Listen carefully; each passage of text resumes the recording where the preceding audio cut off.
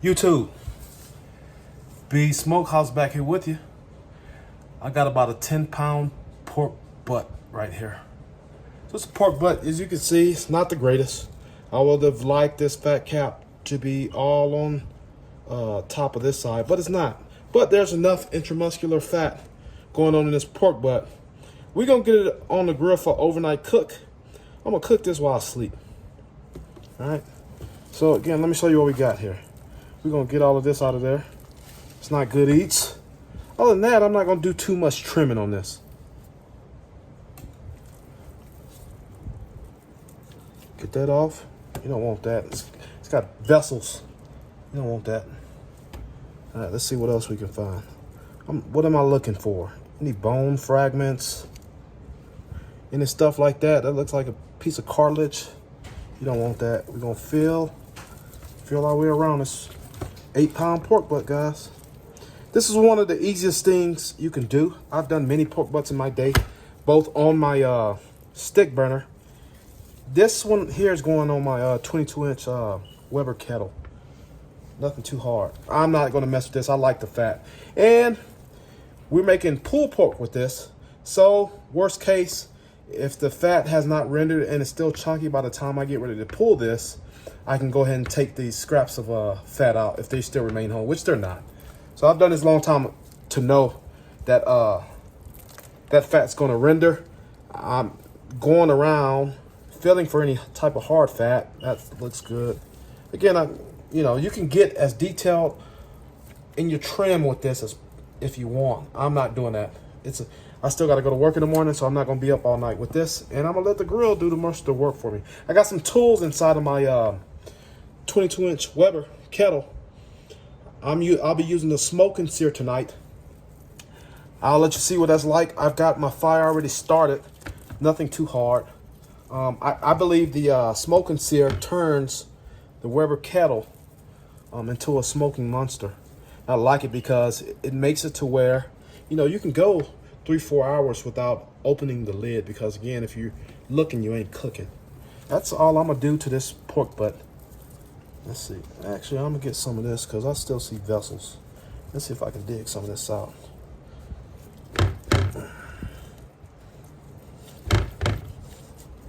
All right. Let's see what we got. Nobody eating any of this. Let's see if we can get some of that out of there. Like I said, guys, you can get as detailed with this as you want. There's actually a few different recipes. Cooking a pork butt is limitless. It's one of the more forgiving meats. That's why most pit masters will tell you this is one of the meats that you should first start off cooking. It's very forgiving. If you overcook it and it comes out dry, you can add liquid. You can add liquid back to it. If you undercook it, then you can get slices out of it. However, we're going for pulled pork on this. I know on my Weber Kettle, this will probably cook a little faster. I'm going to start off really low and slow. I'm going to try to go between 225 and 250 for, 6 to 8 hours. And then I'm not sure if I'm a wrap yet, because I'll be getting up in the middle of the night. Yeah, but there's many things you can do to this. You can cure it and make it a ham. I've seen that done before. But again, we're going for pulled pork. I am running Applewood tonight. So, still tacky. I don't really need a binder. Let me get in here. All right, that comes off. So we're going to go. The first thing I'm going to put on.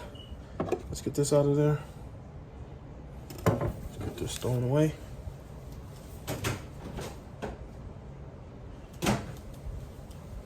First thing I'm gonna put on is gonna be some salt. All right, I'm using Warren's Kosher. You can use table salt, but just remember, per serving, table salt, aka iodized salt, is a saltier, right? So if you are gonna use it, use a lot less. So where I season, we're going to season the side that's gonna be down first. All right, I'm going to use this salt to help me.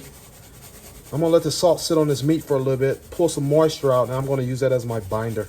As you can see, the salt is already sticking. Salt's already sticking, so we're gonna get all the sides. All right, then I pat it in. You don't rub it. It's hard to rub, but you pat it in.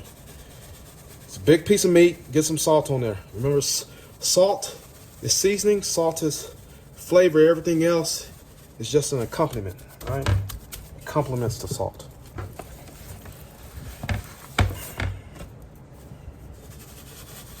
So I salt all sides first. Now I'll flip it back over.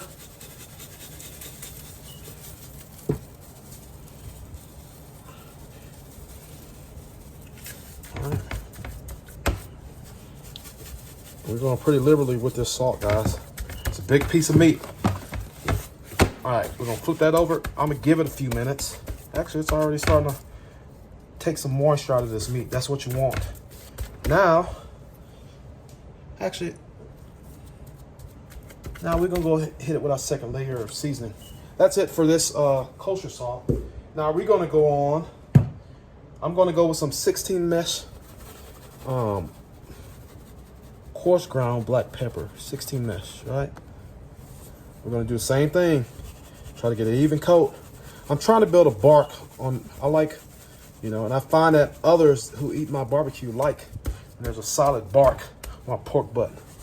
At the end of the day, when you're gonna break this down and shred it up, you want each bite. You want a piece of that bark. This black pepper will help you do that. I go pretty heavy with the black pepper, probably a little bit more so than the salt. All right, that's that side. Now we start moving the other side. You see that salt is actually helping pulling moisture out, which is helping everything else to stick. We're going liberally on all sides, guys.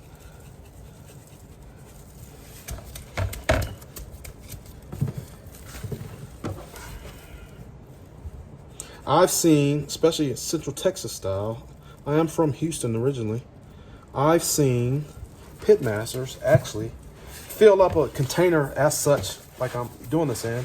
They'll fill it up. They'll go, they'll usually go 2 parts black pepper, part being whatever you're using to measure pepper. Maybe if it's a cup, and that's 2 cups black pepper, coarse ground black pepper, 15 mesh, or whatever you can get, really. And then they'll go 1 part salt, making it less if you're using table salt. That's Central Texas style rub, salt and pepper. However, I'm gonna add a little bit more, as most pitmasters do. Yeah, and then we'll go from there. We'll get it flipped back over. I'll save that presentation side for last. Looks like a lot of black pepper, but I promise you, for the length of time it's going to be on this Weber Kettle 22-inch. For the length of time it's going to be on there, it's going to tamp down this black pepper. Black pepper and salt. I am running Applewood, but I know this is ready to wrap if I wrap tonight, if it has the color that I want.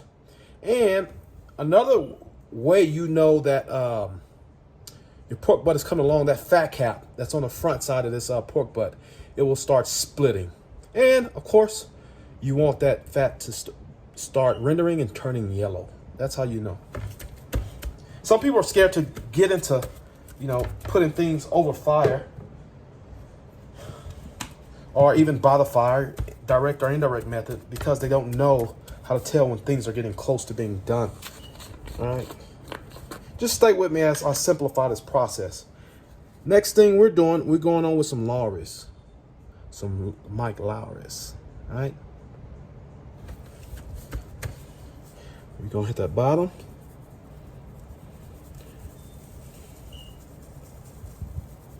Promise you, if you haven't tried this, give it a try. You've seen me use this in another video. I use this. I like this on briskets. All right. Some briskets. Turns everything yellow. But I promise you that bark gonna be A1 when we get ready to wrap, or if I don't know if we're gonna wrap, but I might. If I do wrap, more than likely it'll be in the aluminum foil, aka the Texas crutch. All right.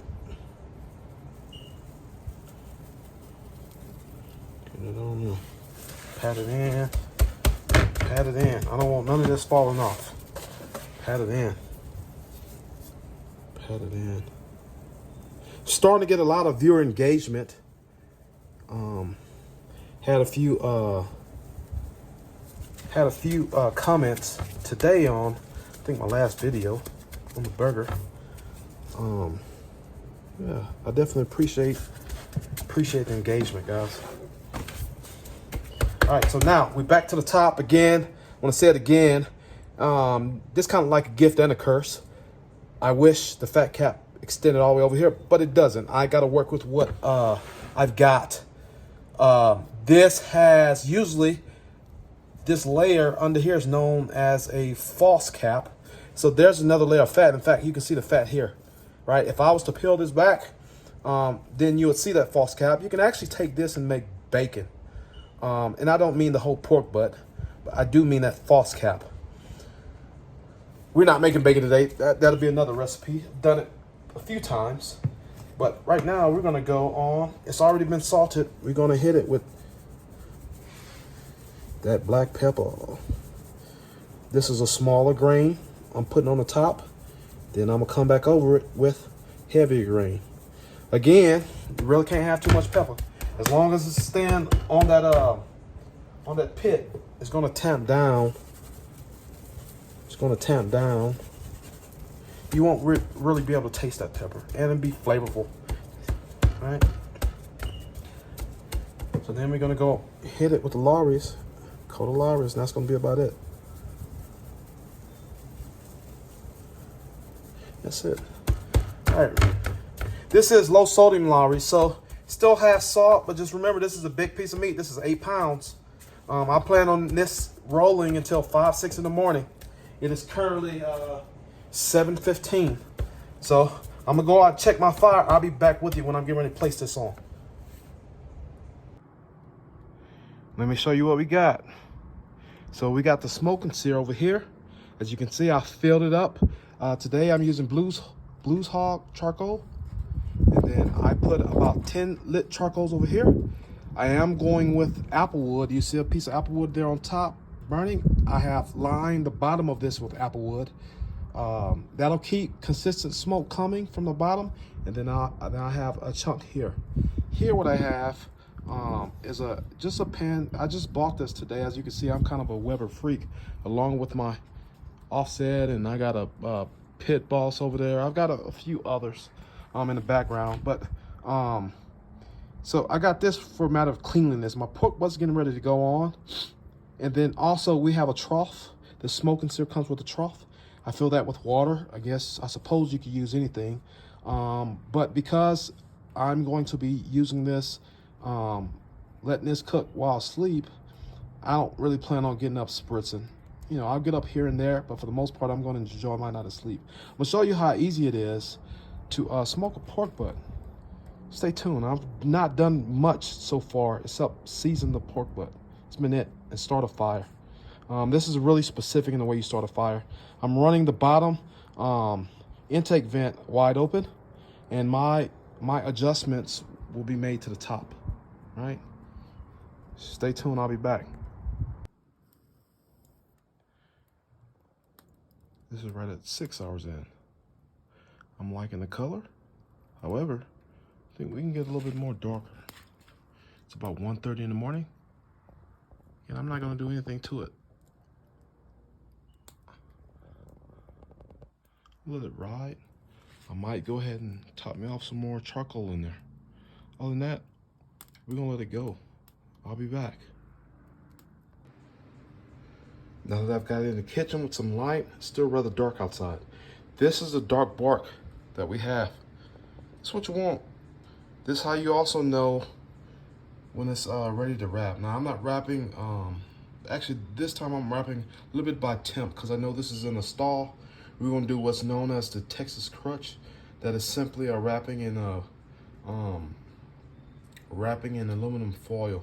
It's gonna speed this pork butt up out of this stall. Stall is when stall occurs about 160, 165 to 170 degrees. Yeah. You see it? Come on now.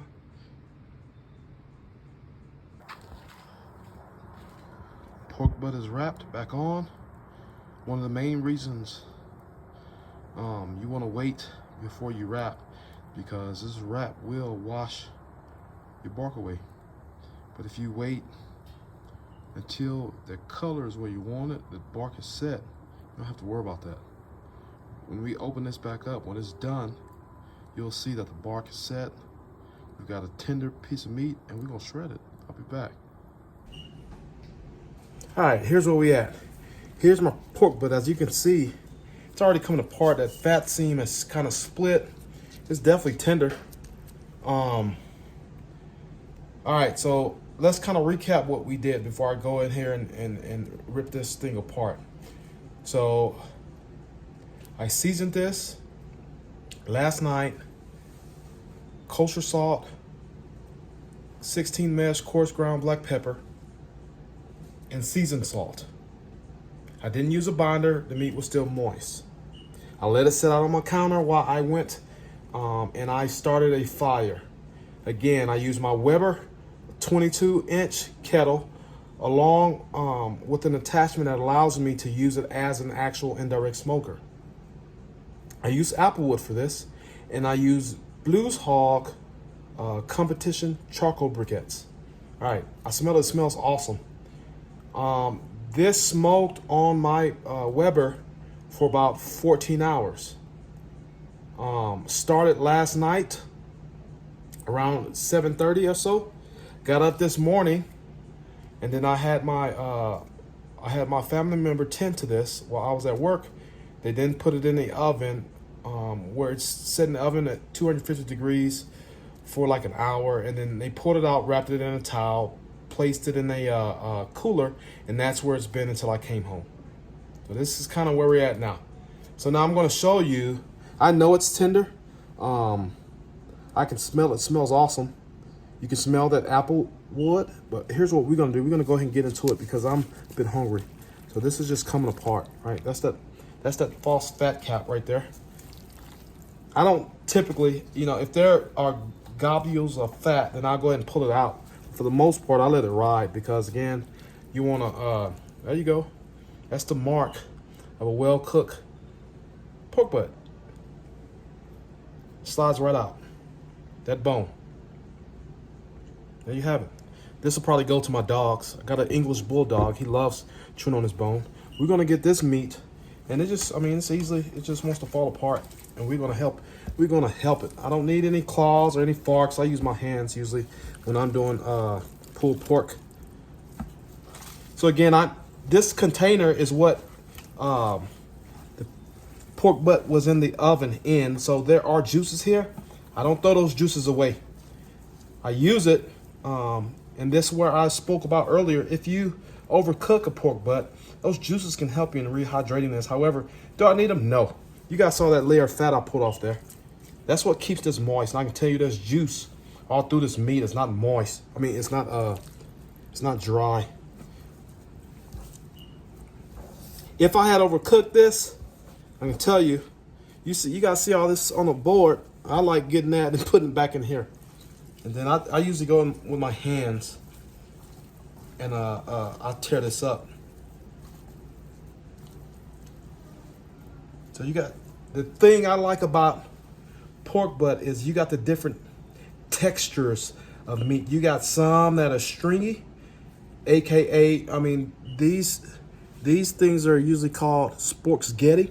And, depending on what you're doing, you can get these really long. These are known as tubulars, right? And then you have some that's chunked up. You got some that still has that bark on it. That bark is packing flavor. Now, what I'll usually do before I fix a sandwich with this, I'll give it a taste here. Let's see. Taste a little bit here.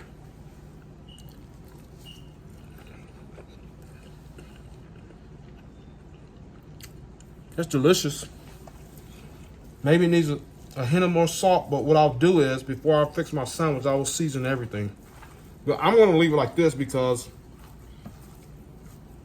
some people are overly sensitive to salt in my family. So I'm going to leave it like this. But what you see is, you see we've got these bits of bark throughout all the meat.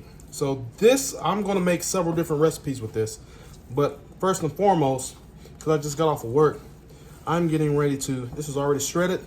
We're gonna mix that juice back into it, that grease, and I am going to make me an outstanding sandwich. Until the next video, guys, I appreciate you guys for tuning in. The support and love has been unreal. We're gonna keep this show going. I don't know what I'll be filming next week, but it'll be something a little different. I always want to bring up a different video and show you how I utilize leftovers in the case we have leftover barbecue. So we're gonna get pretty creative. We're gonna think and step outside the box. Again, you've been with B's Smokehouse. I appreciate the love and support. I'm getting ready to make me a sandwich. I'll talk to you guys at the next video.